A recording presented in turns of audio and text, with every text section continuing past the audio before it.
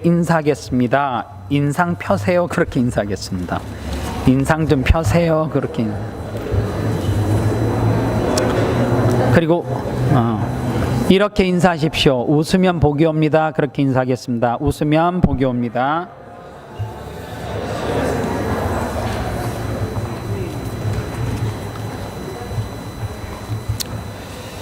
오늘 설교 제목이 끝이 아름다운 인생, 이 제목입니다. 저는 이번 한 주간 우리보다 먼저 이 땅에 오시고 그리고 하나님의 부름을 받으신 장로님의 장례를 참여하면서 마지막 예배를 드릴 때에 참 끝이 아름다운 인생이다, 그런 느낌을 받았어요. 왜 끝이 아름답다라고 이야기를 하느냐 하면 그 장례식은 처음부터 발 디딜 틈이 없을 만큼 많은 사람들이 주문을 왔습니다. 그리고 저는 살아생전에 그분을 딱 한 번 뵀어요. 그리고 그 다음날 제가 장로님 한 분과 방문을 하려고 계획을 세우고 있는데 아침에 하나님의 부름을 받았다라고 연락을 받았습니다. 왜 그분의 끝이 아름답다라고 제가 그렇게 이야기할 수 있느냐 하면, 제가 마지막 병석에서 그분을 뵀을 때의 몸은 여러분들이 상상하는 그 이상만큼의 왜소하게 마르시고 음식을 넘길 수 없는 상황이었습니다. 그럼에도 불구하고 따뜻하게 예배 후에 환대하시고 그리고 인사하는 모습을 잊을 수가 없습니다.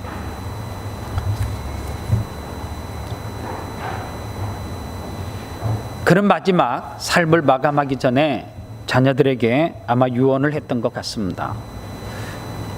보잘것없는 욕심이지만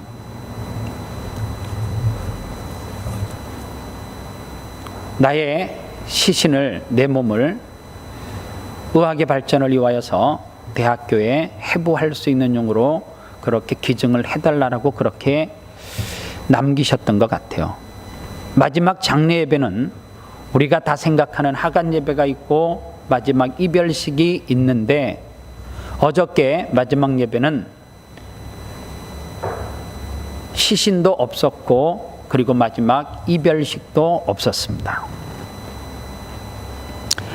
많은 사람들이 그 장례에 참여를 했는데 제가 너무너무 감동됐던 것은 뭐냐 하면, 그분에 대해서 그 어떤 사람도 숙연해지지 어떻게 살았더라, 뭐 했더라 이야기가 없었던 것이 제게 정말 감동이었어요. 어제 장례식을 마치고 제가 개인적인 일이 많이 바빠서 일찍 돌아왔지만 혼자 오면서 그런 생각을 했습니다. 나도 저런 끝을 잘 마무리하는 하나님의 종 돼야 되겠다, 그런 생각을 다짐하고 결심하는 시간이었습니다. 우리는 끝에 대한 이야기를 하면 왠지 모르게 두려움이 올 수도 있고요, 젊은 사람은 나하고는 멀었어 그렇게 생각할 수 있어요. 그러나 여러분들 그거 아십니까? 지금 내가 살고 있는 모습이 내일의 끝이 될 수도 있다는 거예요. 오늘 인상 막 구기고 살다가 내 삶이 마무리되어지면 구겨진 모습이 내 인생의 끝일 수도 있고요. 오늘 내가 게으르게 살면, 게으르게 살다가 내일 내가 인생의 끝을 맞이하면 게으른 사람으로 그렇게 인생이 마무리된다는 거예요. 오늘 하나님 앞에 최선을 다하는 인생을 살다가 내 삶이 마무리되어졌을 때에 그 사람을 향해서 우리는 이렇게 말해요. 하나님 앞에 신실한 종이었더라고, 그렇게 말할 수가 있다는 거예요. 그래서 오늘 젊은 사람들은 지금 나의 삶을 점검하는 시간이 됐으면 좋겠고, 내가 인생을 성경에서 말하듯이 80 정도로 이야기하면 40이 넘었으면 저도 이제 하나님 앞에 갈 날들을 준비하는 인생 되고 또 돌아보는 시간 됐으면 좋겠습니다. 중국에서 있었던 일입니다. 저장성에서 큰 회사가 냉동새우를 만들어서 유럽 쪽으로 수출을 하는 회사였습니다. 여러분들은 상식적으로 중국이 뭐 한다 그러면 저것도 뭐 이렇게 아니에요. 정말로 이 회사는 철저하게 정직하고 그리고 열심히 일을 했던 회사였고, 그래서 탄탄한 기반 속에서 성장한 회사였습니다.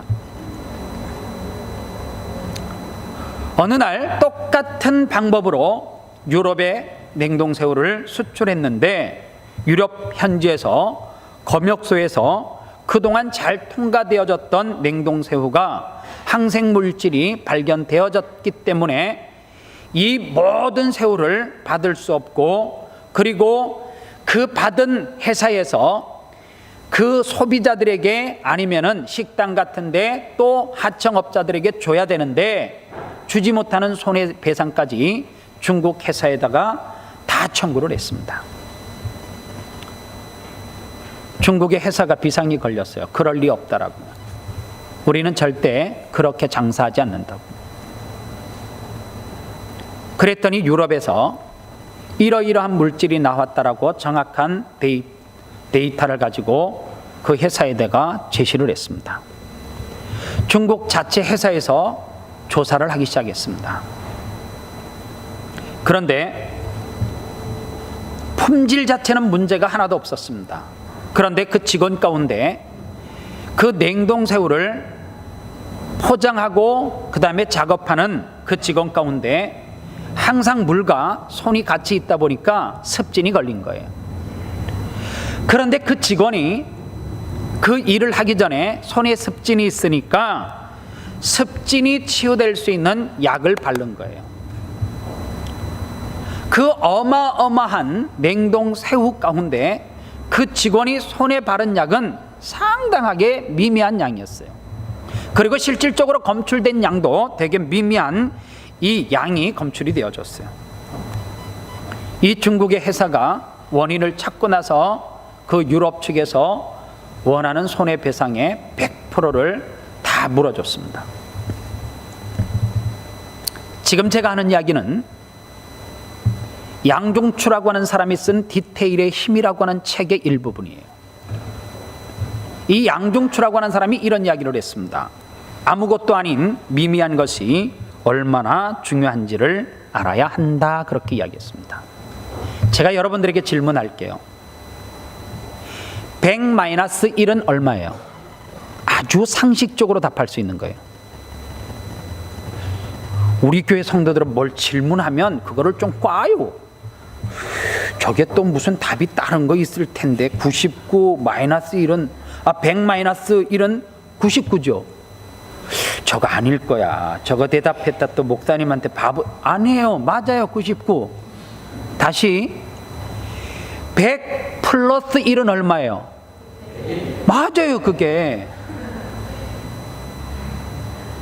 그런데 이 양종추라고 하는 사람이 무슨 이야기를 했느냐면 이 회사의 비율을 들면서 100-1은 99가 맞는데 이 100-1이 제로가 될 수 있다는 거예요. 미량의 습진약이 항생물질이 발견돼서 그 어마어마한 냉동새우가 반품되어지고 폐기 처분되어졌어요. 마치 99가 엄청 큰데 그 1이라고 하는 숫자가 99를 다 뭐 할 수 있다고요? 없앨 수 있다는 이야기예요. 또 하나 100 플러스 1은 101이에요. 그런데 그것이 그 책에서 200이 될 수 있다라고 이야기를 해요. 그러면서 이분이 예를 들기를 무슨 이야기를 하느냐 하면 스포츠에서도 마무리, 끝이 정말 중요하다, 그런 이야기를 해요. 그리고 또 우리의 인생에서도 끝, 마무리를 어떻게 하는 것이 중요하다, 그런 이야기를 합니다. 많은 사람들이 살아가면서 가장 중요하게 여기는 주제 가운데 하나가 뭐냐 하면 어떻게 사는 것이 정말 잘 사는 것인가? 라고 하는 질문이에요.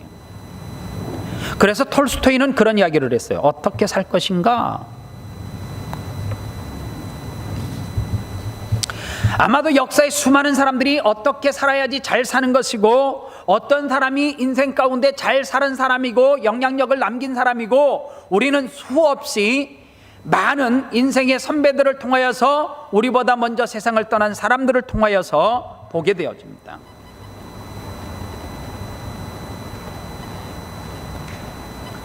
이 주제를 생각하지 아니하려고 해도, 여러분들, 우리 옛말에 그런 말이 있어요. 호랑이는 죽으면 무엇을 남겨요? 가죽을 남기고, 사람은 무엇을 남겨요? 반드시 이름을 남기게 되어져 있기 때문에 그래요. 우리의 끝이라고 하면 인생의 끝만 이야기하는데, 여러분들, 이 예배의 끝은 다시 돌아오지 않아요. 또 하나, 2015년은 여러분들의 인생 가운데 이제 다시는 돌아오지 않을 만큼 그 시계추가 저벅저벅 돌아가고 있어요. 일의 마지막이 있고요, 만남과 이별의 끝이 반드시 있습니다. 우리 인생 전체의 생명도 끝이 있다는 거예요. 어떻게 마지막을 잘 마무리할 것인가? 오늘 성경은 마지막을 어떻게 마무리해야 되는지를 너무 우리들에게 모델로 보여주는 한 인물이 있습니다. 그 사람이 누구냐면 사울이라고 하는 사람이에요. 여러분들, 사무엘상은 31장으로 마무리되어집니다. 그리고 사무엘상 전체에 보면 핵심적으로 여러 사람들이 있기는 한데 주인공은 세 사람이에요. 처음에 등장하는 사람이 사무엘상이니까 사무엘이 등장하죠. 그리고 사무엘이 그 땅 가운데 왕으로 세웠던 백성들의 그 사울을 왕으로 세워야 된다라고 하는 그 열화와 같은 상황에 의해서 사울이라고 하는 사람을 세우고, 성경에는 사울이라고 하는 사람이 등장을 해요. 그리고 사울이 위기에 빠졌을 때에 나라를 구했던 다윗이라고 하는 사람이 등장을 해요. 이 사무엘상 31장은 이 세 사람이 주인공이고, 이 세 사람 가운데 주연 중에 주연은 누구냐 하면 사무엘도 아니요 다윗도 아니고 사울입니다. 그래서 성경 전체에서 보면 사울에 대한 이야기가 사무엘상 31장까지 가장 많이 기록이 되어져 있어요. 사울의 시작이 어떻게 시작되어지느냐? 그는 참 겸손했던 사람입니다. 그는 스스로 자기에게 이렇게 이야기해요. 나는 왕이 될 수 있는 자격이 없는 사람입니다. 그렇게 이야기해요. 사무엘상 10장 24절에 보면 사울이 모든 백성에게 이르되 너희는 여호와께서 택하신 자를 보느냐? 모든 백성 중에 짝할 리가 없느니라 하니 모든 백성이 왕의 만세를 외쳐 부르니라. 이렇게 기록되어 있어요. 얼마나 잘생겼고 잘났으면 사울과 짝할 만한 수준 있는 여자가 없다, 그 말이에요. 그리고 그가 왕이 됐을 때 만세를 백성들이 불렀어요. 대단하지 않습니까? 그런데 사울이 더 대단한 거는 그때는 참 겸손했어요. 왕이 되고 사울이 첫 번째로 했던 업적이 뭐냐면, 일이 뭐냐면 길르앗 야베스라고 하는 족속이 위기에 빠졌을 때에 그것을 외면하지 않고 다른 모든 지파 족속들은 외면을 했는데 사울은 그것을 외면할 수 없어서 길르앗 야베스 족속을 도와주는 일이 그의 첫 번째 선한 일이고, 그리고 마지막으로 선한 일이 그 일밖에 없었어요, 사울에게. 사무엘상 전체의 말씀은 후반부로 올수록 사울이 왕이 되어졌는데 처음에 겸손한 모습도 없어지고요, 선한 일을 하는 모습도 없어지고, 그는 점점 이상한 사람으로 바뀌어 가기를 시작해요. 어느 한 사람을 타깃으로 하고 무조건 저 사람을 죽여야 돼요. 그래서 잠을 못 자요.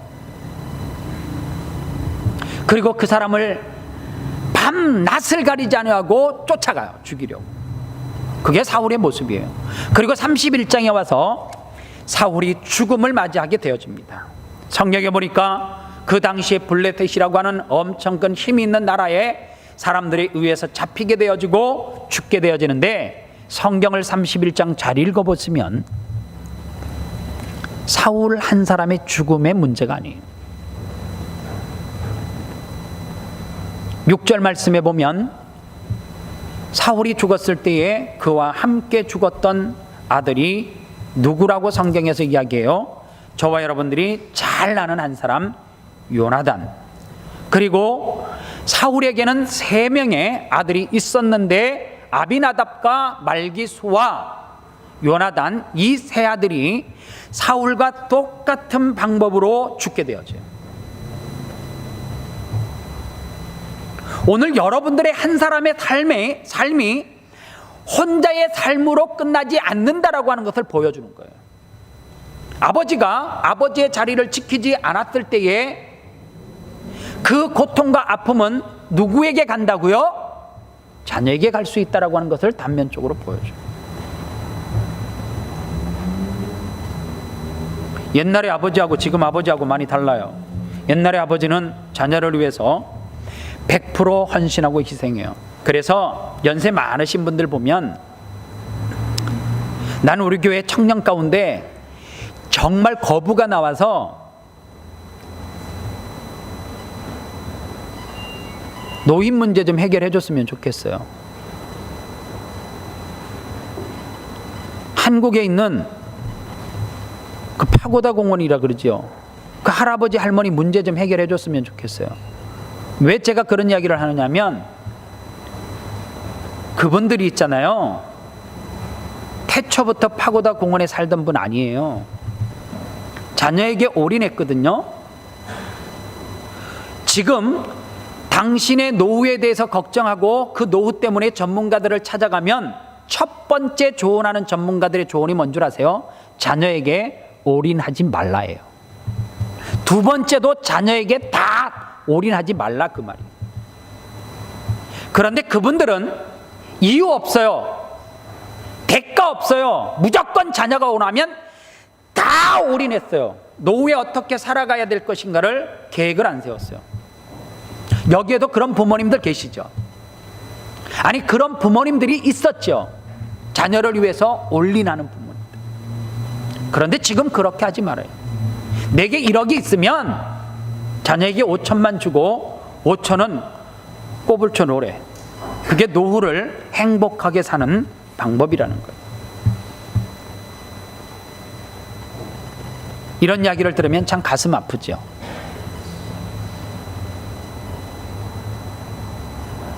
저는 우리 교회 아버지들이 아버지의 자리에서 자녀들에게 본이 되는 삶을 살기를 주님의 이름으로 축원합니다. 우리는 사울의 인생의 마지막을 돌아보면서 2가지 단어가 떠올라요. 첫 번째 떠오르는 단어가 뭐냐면 두려움이에요. 사울에게 두려움이 찾아왔어요. 28장 20절에 보니까 사울이 갑자기 땅에 완전히 엎드려지니 이는 사무엘의 말로 말미암아 심히 두려워함이요 또 그의 기력이 다하였으니 이는 그가 하루 밤낮을 음식을 먹지 못하였습니다. 그랬어요. 그렇게 용기 있던 사람, 그렇게 겸손했던 사람, 사람들에게 칭송을 받았던 사울 왕이었음에도 불구하고 그의 말년은 두렵고 떨린다, 힘이 다해졌다, 이런 말로 기록되어져 있어요. 사울이 두려움이 찾아오니까 그 두려움을 이기기 위해서 사울이 어떤 방법을 쓰느냐 하면 무당을 찾아가요. 그리고 그 무당을 통해서 자기 두려움을 떨쳐내려고 몸부림을 치는 내용이 기록되어져 있습니다. 성경에는 기록이 없지만 사울이 이런 상황이 되면 우리는 왕들이 너무너무 두려움과 공포에 사로잡히게 되어지면 얼마나 강난의 밤을 보내는가를 역사를 통해서 보잖아요. 아마 사울은요 밤새도록 술 먹었을 거예요. 사울은 밤새도록 자기 밑에 있는 사람들을 괴롭혔을 거예요. 그래도 두려움이 있었을 거예요. 두려움과 불안함이 찾아올수록 그는 그의 삶 가운데 계속해서 인생이 뒤죽박죽으로 얽혀가기 시작했을 것입니다. 오늘 사울의 비참한 죽음은 자식에게만 영향력이 있었는가? 그렇지 않아요. 사울의 비참한 죽음 앞에 고통하고 신음했던 백성들이 있어요. 백성들이 너무너무 고통했어요.